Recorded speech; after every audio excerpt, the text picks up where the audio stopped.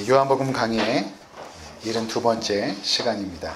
예수님의 기도 세 번째 시간이고, 주제는 거룩함 하나됨 또 함께 거함이라는 제목으로 하나님 말씀 우리가 함께 나누도록 하겠습니다.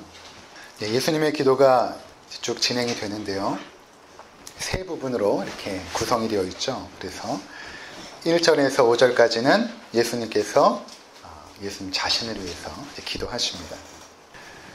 예수님께서 자신을 위해서 기도하실 때 하나님 나로 하여금 하나님의 영광을 나타내는 그런 자리 가운데 서게 하옵소서, 그렇게 기도하죠. 그래서 하나님의 영광을 나타내는 것은 바로 하나님의 말씀을 순종하는 것인데, 특별히 십자가 자리에 나가서 십자가의 죽음으로 하나님의 영광, 하나님의 영광이 무엇입니까? 하나님의 성품, 또 하나님의 뜻, 하나님의 계획, 이런 것들의 총체가 하나님의 영광인데, 그 하나님의 그 사랑과 그 의로우심의 그 성품들이 가장 극명하게 나타난 것이 십자가였죠. 그래서 내가 십자가에서 하나님의 영광을 나타내겠습니다, 그렇게 기도했던 것입니다. 네, 그리고 나서 이제 지난 시간에 우리가 살펴보았던 6절에서 19절까지가 예수님께서 제자들을 위해서 기도하십니다. 기도하실 때 첫 번째로는 하나님, 나의 사랑하는 제자들이 악에 빠지지 않도록 보호해 주십시오, 그렇게 기도를 합니다. 하나님, 저들을 보호해 주시고, 그래서 하나님과 예수 그리스도 그리고 성령께서 하나인 것처럼 저들도 하나가 되게 하여 주시옵소서, 그렇게 이제 기도했던 것입니다. 그리고 이렇게 기도했던 그 목적은 무엇이었는가 하면, 바로 우리 안에 있는 연합됨의 그 기쁨이 저들에게도 누려지게 하옵소서, 그렇게 예수님께서 기도했던 것이죠. 그리고 나서 이제 오늘 우리가 살펴보게 될 그 제자들을 향한 두 번째 기도 내용이 무엇인가 우리가 살펴보고, 또 마지막으로 제자들을 통해서 예수님을 믿게 되는 그런 자들을 위한 기도까지도 살펴보도록 하겠습니다. 자, 17절을 한번 함께 보도록 하겠습니다. 그들을 진리로 거룩하게 하옵소서, 아버지의 말씀은 진리입니다. 아멘. 예수님께서 두 번째로 제자들을 위해서 기도했던 것은 무엇인가 하면, 하나님, 저들을 진리로 거룩하게 하여 주세요, 그렇게 기도했다는 것입니다. 지금도 이 기도를 우리를 위해서 기도하실 텐데, 여러분, 거룩이 무엇일까요? 거룩함. 어떤 것을 과연 거룩하다라고 할까? 이게 참 중요한 내용인 것입니다. 주님께서 제자들을 거룩하게 해달라고 기도하셨는데, 거룩함이 무엇인가? 구약 성경을 쭉 보니까 이 거룩이라는 그 단어가 들어간 내용들을 쭉 분석을 해보니까 우리가 알 수 있는데, 하나님의 목적, 그 하나님의 목적을 위해서 특별히 구별된 사람이나 물건 또는 민족, 그들을 거룩하다 이렇게 말씀하세요. 어떤 그 자체가 거룩한 것이 아니라, 하나님의 목적을 위해서 어떤 계획을 갖고 어떤 일을 진행하실 때 하나님이 특별히 구별해내시거든요, 그들을. 그래서 그렇게 구별된 존재를 거룩하다 이렇게 말씀을 하십니다. 민수기 3장 3절에 보면, 그들은 기름 부음을 받고 거룩하게 구별되어 제사장 직분을 위임받은 제사장들이라. 제사장을 거룩하다라고 말하는데, 왜 거룩한가? 그들이 특별하게 구별되어져서 하나님 앞에 예배하는 일을 담당하는 그 목적을 수행하기 때문에 거룩하다. 제사장 자체가 거룩하지 않습니다. 잘 이해하셔야 돼요. 그 존재가 거룩한 것이 아니라 이들을 하나님께서 구별해 내셨을 때 그 구별된 존재가 하나님 앞에 예배하는 그 일에 쓰임받을 때 그들을 거룩하다 이렇게 말씀했다는 것입니다. 레위기 20장 26절에 보면, 너희는 나에게 거룩할지어다. 이는 나 여호와가 거룩하고 내가 또 너희를 나의 소유로 삼으려고 너희를 만민 중에서 구별하였음이니라. 하나님께서 이스라엘 백성들을 거룩하다라고 말하고 있거든요. 왜냐하면 내가 너희를 특별히 구별하여서 하나님을 예배하는 민족으로 선택하였기 때문에 너희가 거룩하다라는 것입니다. 이스라엘 민족이 무슨 거룩하겠어요? 똑같습니다. 그 당시에 이방 민족이나 이스라엘 백성이나 다를 것이 하나도 없는데, 그들을 예배하는 민족으로 구별해내었을 때에 그 구별된 이스라엘 백성을 향하여서 하나님은 너희가 거룩하다 이렇게 말했다는 것입니다. 또 민수기 8장 10절과 12절에 보면 모세가 관유를 가져다가 성막 그 안에 있는 모든 것에 발라 거룩하게 하고 또 제단에 7번 뿌리고 또 그 제단과 그 모든 기구와 물두멍과 그 받침에 발라 거룩하게 하고 또 관유를 아론의 머리에 붓고 그에게 발라 거룩하게 하고 기름을 가져다가 이 성전 기물에 바르고 성전에 그것을 두었을 때 하나님께서 그 기물은 거룩하다. 성물이다 이렇게 말했던 것입니다. 그러니까 여기 이렇게 컵이 있잖아요. 우리가 집에서도 사용하는 컵이잖아요. 근데 이것을 하나님께서 예배에 사용하는 물건으로 특별히 구별하셨을 때 이 자체가 뭐가 거룩하겠어요. 근데 그 구별된 그 성물을 가지고 그 예배하는 물건을 가지고 하나님은 거룩하다 이렇게 말했다는 것입니다. 그래서 성경은 이렇게 하나님의 목적을 위해서 구별된 것을 거룩하다고 말합니다. 그것이 사람이든 물건이든 어떠한 민족이든 그렇게 이제 이해하시면 될 것 같습니다. 사실 하나님이 창조하신 모든 것이 다 거룩합니다. 그런데 인간의 죄악으로 말미암아 그 거룩함들이 다 상실이 되어져 버립니다. 그래서 하나님께서는 맨 처음 가지셨던 그 창조의 목적, 모든 피조물이 하나님을 경배하고 순종하는 그 목적을 감당하기 위해서 목적을 가지고 하나님께서 구별해내시는 사람들도 있고 구별해내시는 민족도 있고 그렇습니다. 그들을 하나님은 거룩하다라고 말했다는 것입니다. 그렇다면 우리가 어떻게 거룩해질 수 있는가 하는 것입니다. 첫 번째, 거룩함이 무엇인가에 대한 정의를 우리가 들었다면, 두 번째는 그렇다면 어떻게 이렇게 똑같이 타락했던 존재가, 세상 사람들과 똑같이 타락했던 존재가 어떻게 과연 거룩해지는가, 어떻게 과연 구별되어지는가. 오늘 말씀해 보니까 17절에 그들을 진리로 거룩하게 하옵소서, 아버지의 말씀은 진리입니다. 이렇게 예수님께서 기도하시죠. 그러니까 우리가 거룩하게 되는 그 방법은 무엇인가 하면 하나님께서 그분의 말씀을 통해서 우리를 거룩하게 한다는 것입니다. 진리가 곧 하나님의 말씀인데 하나님의 말씀으로 거룩하게 된다. 이 하나님의 말씀이라는 것은 우리가 이렇게 이해하시면 좋을 것 같아요. 하나님의 생각과 하나님의 뜻입니다. 우리가 어떠한 말을 한다는 것은 무엇입니까? 그냥 입술을 벌려서 어떤 음성을 내는 것이 말이 아니라 우리가 가지고 있는 생각과 우리가 가지고 있는 어떤 뜻들을 음성 언어로 이렇게 말하게 되는 것이죠. 그것이 말입니다. 마찬가지로 하나님의 말씀이라는 것은 하나님이 우리를 향하여 가지고 계신 그 생각들, 그리고 그 뜻들, 그것이 하나님의 말씀입니다. 그래서 그 하나님의 말씀을 통해서 우리가 거룩하게 되고 구별되어진다는 것입니다. 자, 그래서 하나님께서 우리를 창조하셨을 때 우리를 하나님의 형상으로 창조하죠. 하나님의 형상, 전에도 말씀을 드렸지만 우리를 인격으로 창조하신 것입니다. 그래서 모든 인간들은 인격에 대한 존엄성을 가지고 있죠. 그것도 인격이 모독당했을 때 참지 못하잖아요. 그 인격이란 부분이 참 신비해요. 그래서 하나님께서 우리를 인격으로 창조하신 이유는 뭐냐면 그분과 교제하기 위해서 그렇게 창조하신 것입니다.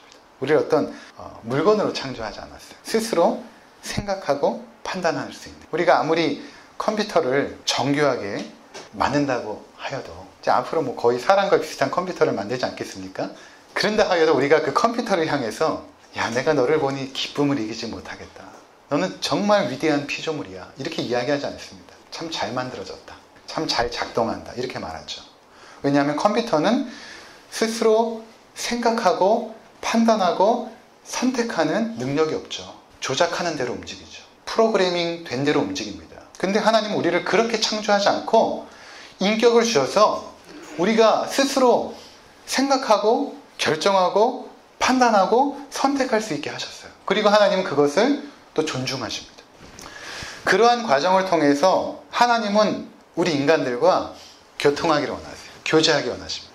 우리들에게 말씀하고 싶어 하세요. 하나님의 생각과 뜻, 우리를 창조하시고 그분의 생각과 뜻을 우리에게 말씀하기를 원하세요. 내가 너에게 원하는 삶이 어떤 것인지, 네가 어떻게 살았으면 좋겠는지, 너의 행복을 위해서 내가 계획해 놓은 길은 무엇인지 이러한 하나님의 모든 뜻과 생각들을 말씀하고 싶어 하세요. 그리고 하나님은 우리가 말하는 것을 또한 듣고 싶어 하세요. 그의 자녀들이 하나님 앞에 기도를 통해서 이렇게 말을 할 때 하나님 또한 그 말을 듣기를 원하십니다. 그리고 그것을 또한 존중해 주세요.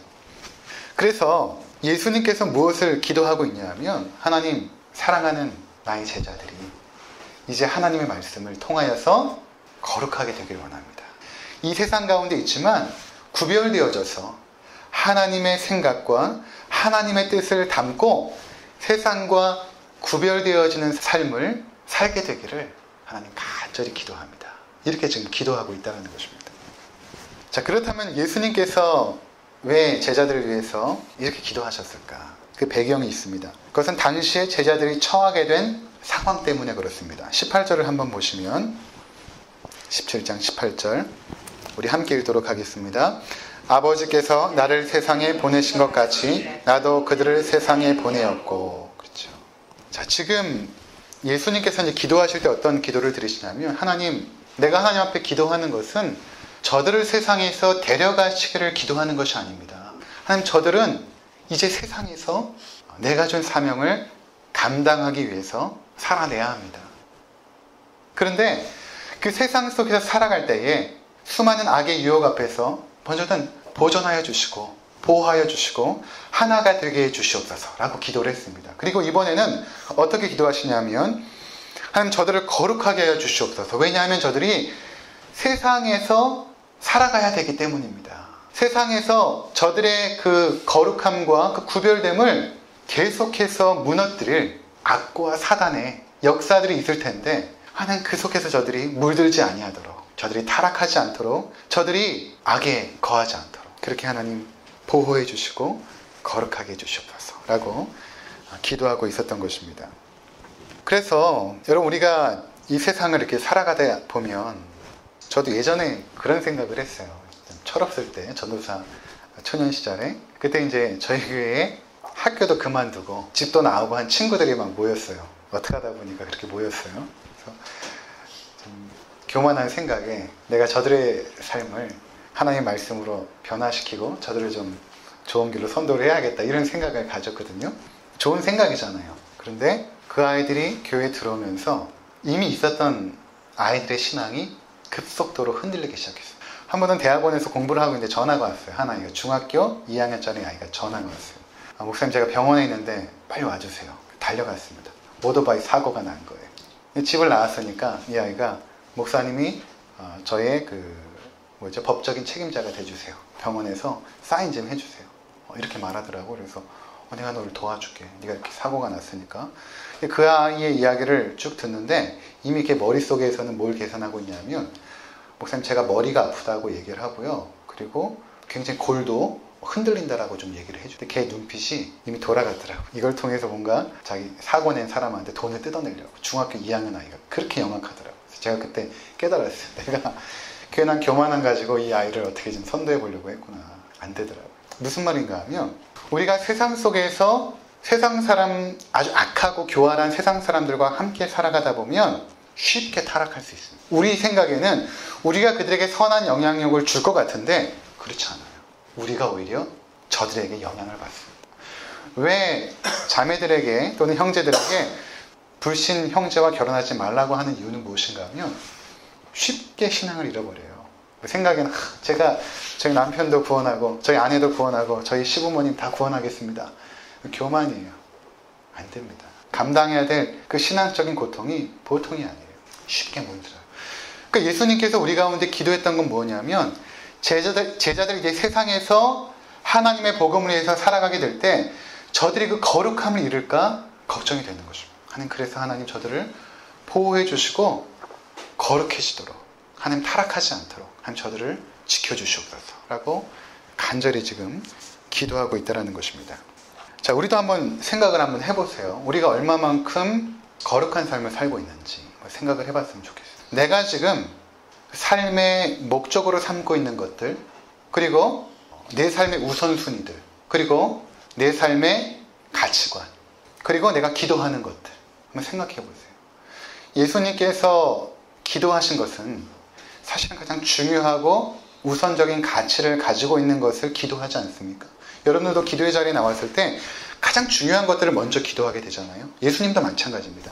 가장 중요하고 시급하고 가치 있는 것을 기도하시는데 그것이 거룩이었습니다. 근데 우리가 하나님 앞에 나와서 기도할 때 또는 내가 내 삶의 목표로 삼고 있고 정말 중요하게 여기는 것들을 생각해 보면 무엇인가? 근데 제가 만난 많은 성도님들의 그 가치관이나 기도 제목이나 생각이 세상 사람들과 별반 다르지 않음을 많이 보아왔어요. 우리 아이들 좋은 대학 가게 해주세요. 우리 자녀가 좋은 직장에 취업하게 해주세요. 내 남편이 성공하게 해주세요. 진급하게 해주세요. 근데 이것이 아니라는 것입니다. 예수님의 기도는 거룩이에요. 근데 여러분들이 얼마만큼 사랑하는 가족을 위해서 또는 나를 위해서 기도할 때 하나님 내가 거룩하게 살게 해주십시오 라고 기도했는지를 한번 점검해 볼 필요가 있습니다. 이것이 우리 삶에 굉장히 중요한 내용인 것입니다. 예수님이 너무 귀하게 여기고 가치게 여기는 것. 내가 하나님 저들을 하나님의 자녀로 구별하여 냈는데 저들이 여전히 거룩하게 살지 않고 세상적인 가치관, 물질을 쫓는 배금주의와 또 인생의 기쁨과 즐거움을 누리려고 하는 쾌락주의와 또 자기 살만 알고 있는 그 이기주의, 그 속에서 여전히 살고 있다면 하나님께서 얼마나 안타까워하실까. 근데 우리는 여전히 그것을 위해서 기도하고 있는 세상 사람들과 똑같이 내 자녀들의 성공과 중요하죠. 근데 그 성공과 거룩함이 부딪혔을 때에 여러분들은 무엇을 선택하는가 하는 것입니다. 내가 거룩하게 살기 위해서 나의 삶을 선택하십니까? 아니면 성공을 위해서 삶을 선택하십니까? 그러니까 예수님께서 산상수훈에서 너희가 하나님과 재물을 동시에 섬길 수 없느니라 말씀하시잖아요. 결국 보면 그 사람이 선택하는 순간에 그 사람의 믿음의 정체성이 드러납니다. 그래서 우리가 예수님께서 기도하신 이 내용을 중요하게 여길 줄 알아야 돼요. 정말 중요한 게 그것이 아니구나. 여러분 결혼의 목적이 무엇일까요? 행복하게 사는 것도 있지만 거룩이에요. 남편과 아내가 함께 살면서 거룩해져 가는 것입니다. 점점 나의 죄악을, 나의 연약함을 깨닫고 내가 정말 소망 없는 사람이구나 깨달으면서 하나님을 의지하여서 거룩하게 돼가는 그 성화의 과정. 인생의 목적도 행복이 아니에요. 거룩입니다.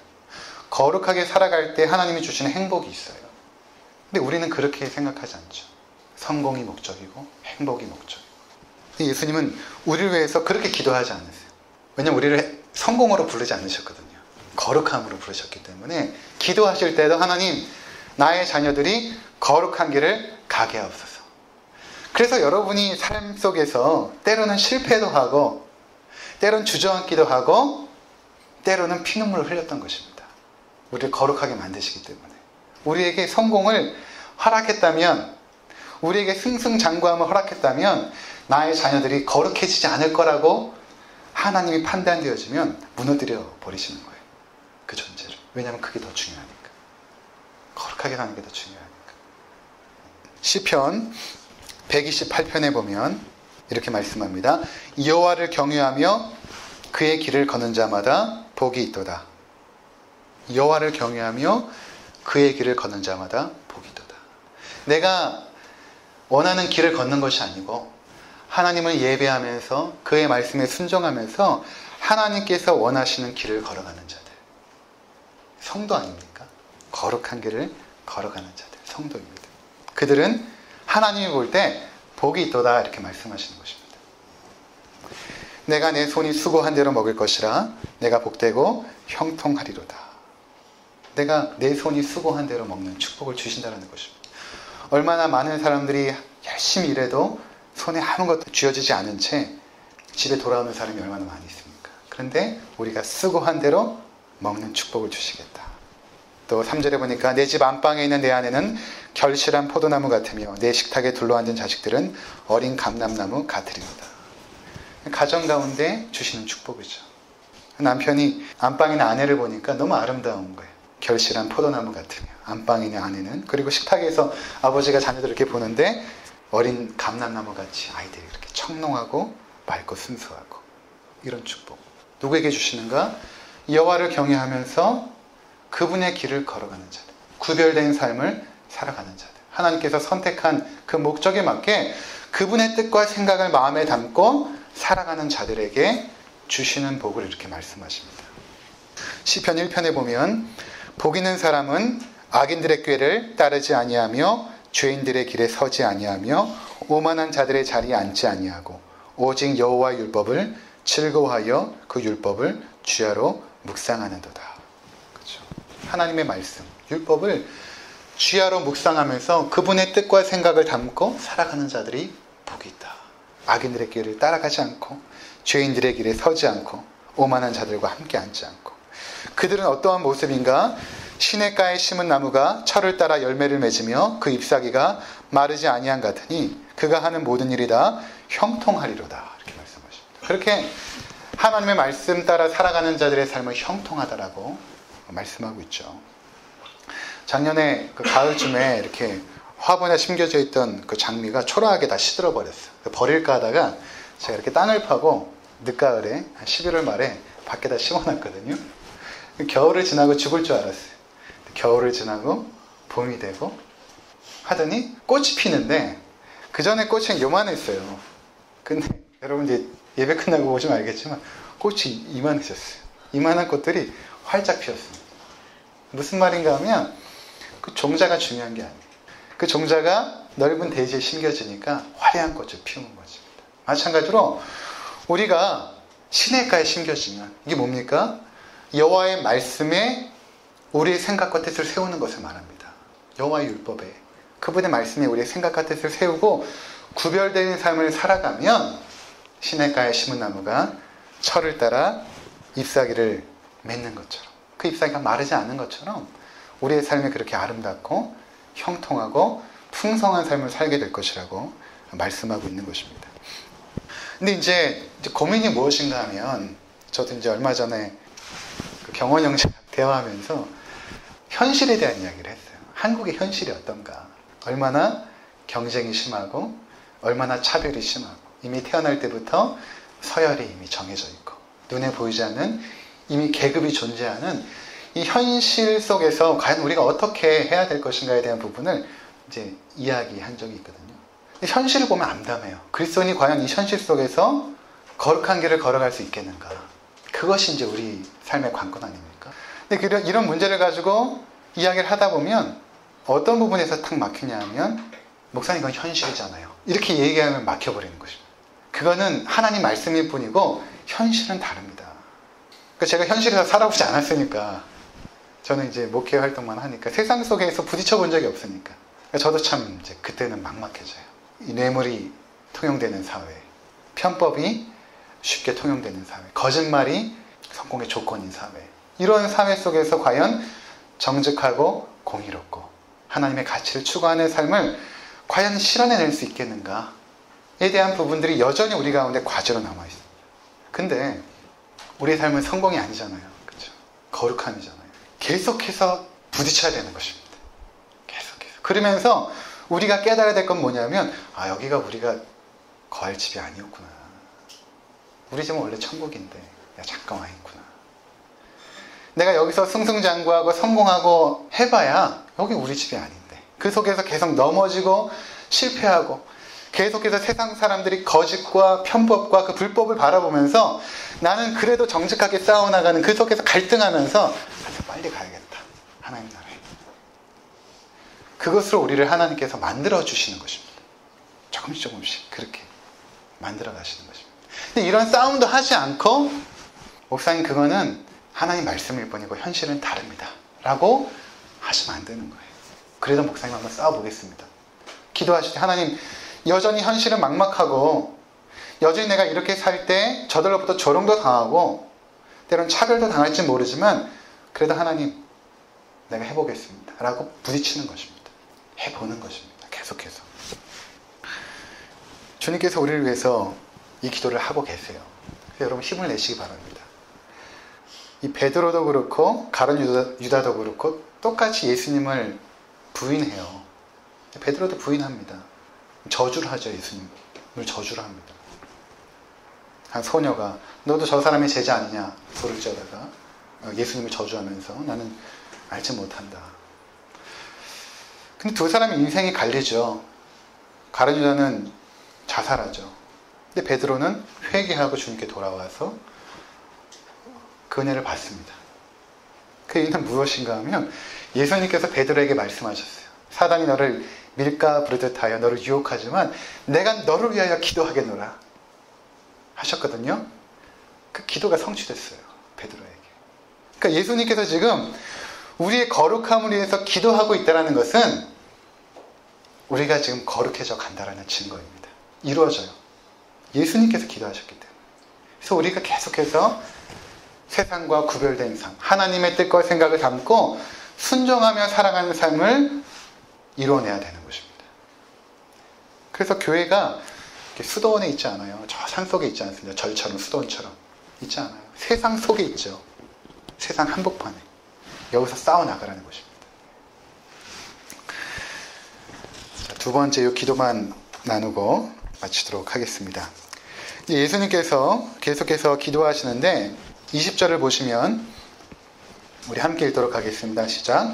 내가 비옵는 것은 이 사람들만 위함이 아니요 곧 그들의 말로 말미암아 나를 믿는 사람도 위함이니.